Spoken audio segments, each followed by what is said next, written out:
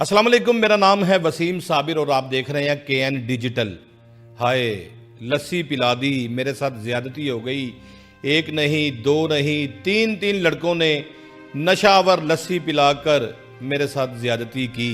ये कहना था रिमशा का, जो मुकदमा गालब मार्केट पुलिस स्टेशन में दर्ज किया गया। मुकदमे के हवाले से मैं बताता चलूं कि जो मुकदमा दर्ज किया गया है वो रिमशा नासर की मुद्दत में दर्ज किया गया है।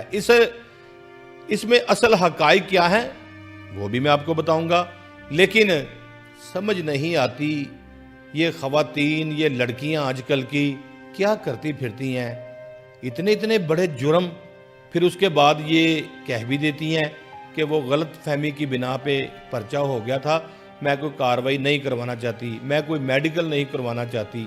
तो लस्सी पिलाकर मेरे साथ 3 लड़कों ने ज्यादती कर दी।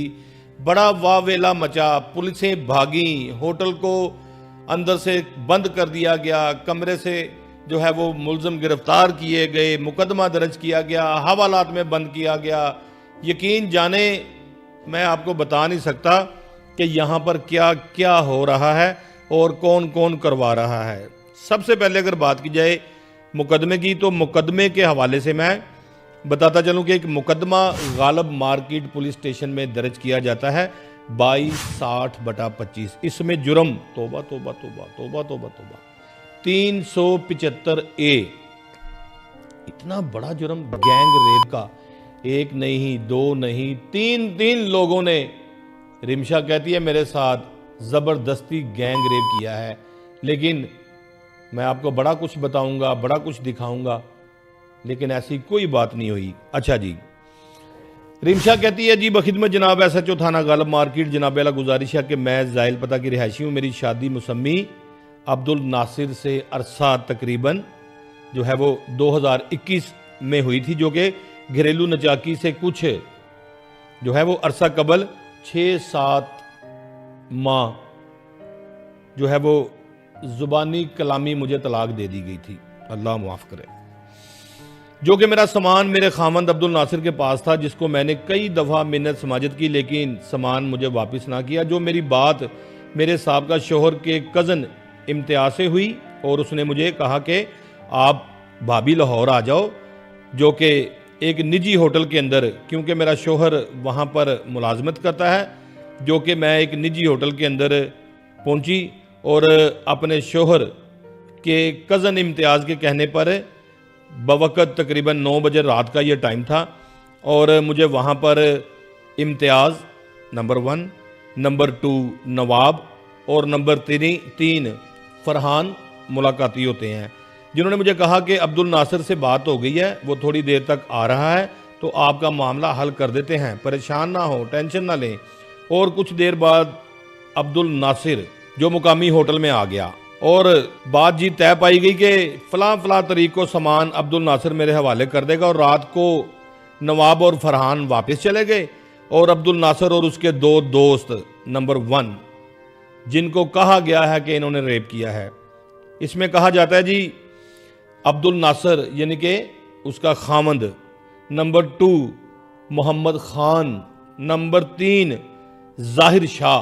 खातून कहती है कि मेरा खामंद और उसके 2 दोस्त ये मुझसे ज्यादती करते रहे। और इसमें यह भी कहा गया कि जब मैं सुबह नाश्ता करने लगी थी तो मुझे इन्होंने लस्सी पिलाई और लस्सी के अंदर कोई नशावर चीज़ थी। अच्छा जी, क्या कहती हैं, और मुझे इन्होंने लस्सी पीने के लिए कहा। जो मैंने लस्सी पी ली तो उसके बाद मुझे कुछ याद ना रहा, और फिर मरखा फलां डेट को, यानी कि 24 घंटे मोहतरमा को होश नहीं आया। 9 बजे दिन उठी तो मेरी हालत ख़राब थी, जो कि मुस्मियान अब्दुल नासिर, मोहम्मद ख़ान, जाहिर शाह को जो है वो मुझे जिन्होंने लस्सी पिलाई और मुझसे ये बार बार ज़्यादती करते रहे। अच्छा जी, ये तो थी पुलिस की FIR यानी कि फर्स्ट इंफॉर्मेशन रिपोर्ट। अब हकीकत पता क्या है? हकीकत ये है कि ये खातून उस होटल के कमरे में 15 की कॉल करती नहीं है, ये बाहर जाके करती है। और जो बाहर जाके कॉल करती है उसने मौके के ऊपर पुलिस को कैसे कहा कि मेरे साथ यहाँ पर रेप हुआ है। अब हकीकत ये है جو رمشا ہے وہ ناصر کی بیوی ہے اور ناصر نے اللہ جانے کیوں طلاق دے دیا، میں تو نہیں جانتا۔ گھروں میں معاملات ایسے بن جاتے ہیں، خواتین کے بھی مردوں کے بھی، تو گھر خراب ہو جاتے ہیں، ہونے نہیں چاہیے۔ پیار محبت خلوص بڑی چیز ہے۔ آخرکار رمشا نے تھانہ غالب مارکیٹ میں یہ مقدمہ درج کروایا اور پولیس نے فوری طور پر ریڈ کر کے کمرے کے اندر سے، مجھے ایک بات بتائیں، جہاں پر ریپ کیا گیا ہو اور جنہوں نے ریپ کیا ہو وہ ریپ کرنے کے بعد وہیں پر سو جائیں گے؟ ان کو تو پتہ ہے خاتون چلی گئی ہے، غصے میں یہ کال کرے گی، پولیس آئے گی، یہاں سے تتر بتر ہو جائیں۔ وہاں پہ لوگ اپنے کمرے میں موجود رہے اور چیخ چیخ کر کہتے رہے پولیس کو، خاتون کا میڈیکل کرواؤ، ہمارا بھی میڈیکل کرواؤ، دودھ کا دودھ اور پانی کا پانی سامنے آ جائے گا۔ لیکن بات چلی گئی انویسٹیگیشن پولیس کے پاس، اور انویسٹیگیشن پولیس بال کی کھال اتارتی ہے، ایسے بال کی کھال اتارتی ہے۔ اس کی وجہ کیا ہے؟ اس کی وجہ یہ ہے، انویسٹیگیشن جو ہوتی ہے وہ تفتیش کا آخری مرحلہ ہوتا ہے، اور ڈی اے جی انویسٹیگیشن سید ذیشان رضا نے اور ایس ایس پی انویسٹیگیشن محمد نوید نے تمام لاہور کے انچارجز، ڈی ایس پیز اور ایس پی انویسٹیگیشنز کو جو ہے وہ ہدایت کی ہے، کوئی بھی مقدمہ درج ہو کے آتا ہے بڑی باریک کنی سے جو ہے وہ اس کی تفتیش کی جائے، بال کی کھال اتاری جائے۔ میں کہتا ہوں ہونا بھی یہ چاہیے، جو گناہ گار ہو سدھا جیل جاوے، جو بے گناہ ہو سدھا گھر جاوے، اصول یہ ہے۔ اور انویسٹیگیشن ٹیم اس وقت بہت اچھا کام کر رہی ہے۔ سید ذیشان رضا صاحب جو ہیں، ایک میں سمجھتا ہوں کہ بڑے منجے ہوئے پولیس افسر ہیں، جو کہ لاہور انویسٹیگیشن پولیس کو ساتھ لے کر چل رہے ہیں۔ ریکوریاں بھی ہو رہی ہیں، ملزمان کی گرفتاریاں بھی ہو رہی ہیں، اشتہاری بھی گرفتار کیے جا رہے ہیں، جو